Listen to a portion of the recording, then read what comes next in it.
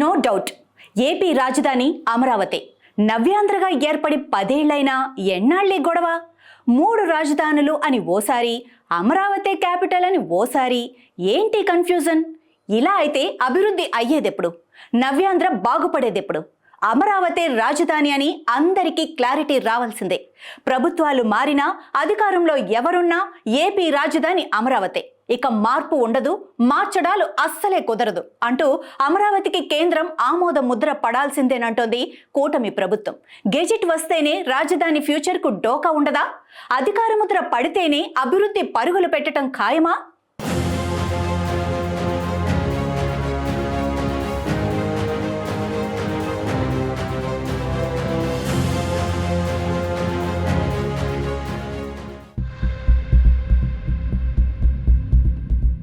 Confusion వద్దు, అపోహలు అవసరం లేదు. గత 5 ఏళ్లలో జరిగిన డ్యామేజ్ చాలు. మళ్ళీ అలాంటి సీన్ రిపీట్ కానివ్వం. ఏపీ రాజధాని అమరావతి. ఇదే శాసనం, అదే కూటమి సర్కార్ నిర్ణయం అంటున్నారు ప్రభుత్వ పెద్దలు. రాజధాని విషయంలో డౌట్స్ వద్దంటున్నారు. నవ్యాంధ్ర రాజధాని అమరావతి, ఇది ఫిక్స్ అయిపోతుందని ప్రభుత్వం చెప్తోంది. 3 రాజధానుల ముచ్చట ఒడిసిన కథ అని, గత సర్కార్ చేసిన దానికి జరిగిన నష్టం చాలని అంటోంది. రాజధాని విషయంలో భవిష్యత్తులో ఇక మార్పులు ఉండవు. రాజధానిని మార్చడానికి అవకాశం కూడా లేకుండా చేస్తామంటోంది. అందుకోసం అమరావతి ఏపీ రాజధాని అని కేంద్ర ఆమోద ముద్ర వేసేలా కసరత్తు చేస్తోంది. విభజన తర్వాత ఏపీలో పవర్లోకి వచ్చిన టీడీపీ అమరావతి రాజధాని అని శాసనసభలో తీర్మానం చేసింది.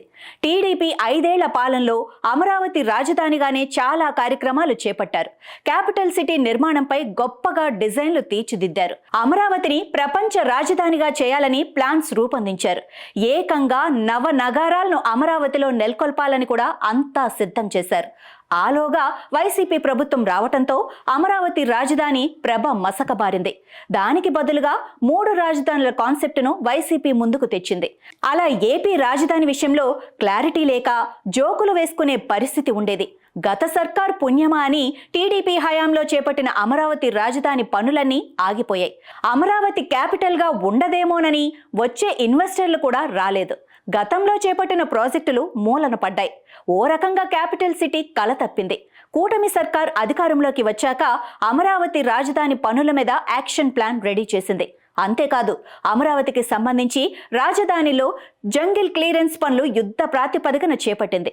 మరోవైపు కేంద్ర ప్రభుత్వంలో ఉన్న పరిచయంతో ప్రపంచ బ్యాంకు నిధులను 15,000 కోట్లు తెచ్చుకుంటోంది.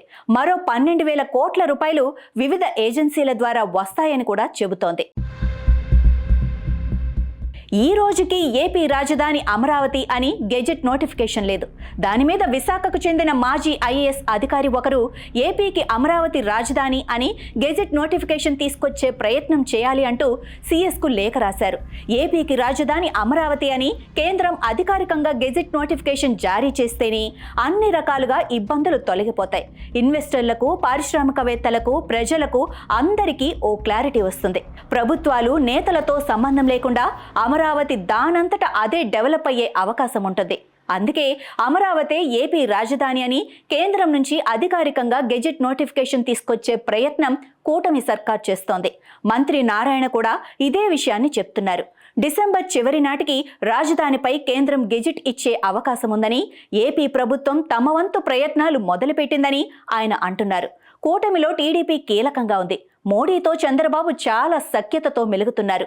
ఈ నేపథ్యంలోనే రాజధాని విషయంలో కేంద్రం నుంచి గెజెట్ తెచ్చే ప్రాసెస్ వేగంగా జరుగుతున్నట్టు తెలుస్తోంది.